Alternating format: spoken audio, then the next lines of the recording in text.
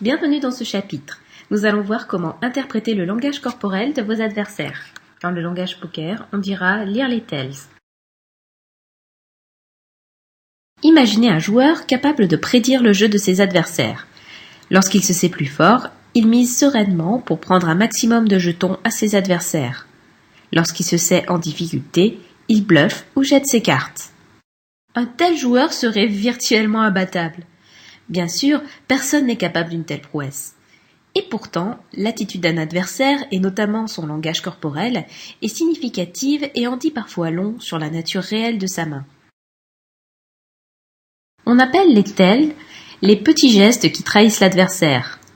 À la Poker Training Academy, nous n'avons pas la prétention en 5 minutes de cours d'être exhaustifs sur les tells. Mais nous pouvons vous donner quelques repères, quelques conseils de base qui vous sauveront la mise plus souvent que vous ne le pensez. On peut distinguer deux grandes catégories de tells, les tells instinctifs et les tells simulés.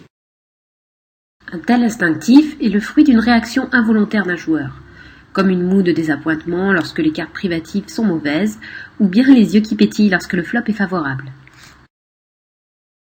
Les tells instinctifs sont fréquents chez les joueurs débutants qui ne savent pas encore maîtriser leurs émotions. Ils sont par contre bien plus rares chez les joueurs moyens ou expérimentés. Les tells instinctifs, eux, donnent une information directe sur le jeu d'un adversaire puisque par définition ils sont involontaires. De la déception indique un jeu faible, alors que de la satisfaction indique un jeu fort. Malheureusement, tous les tells ne sont pas instinctifs, loin de là.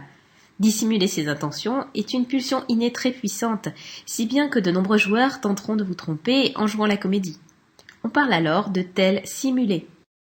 Les tells simulés sont évidemment fréquents, et pas seulement dans le circuit professionnel. Une partie entre amis vous démontrera qu'à tous les niveaux, on est tenté de feindre pour tromper ses adversaires.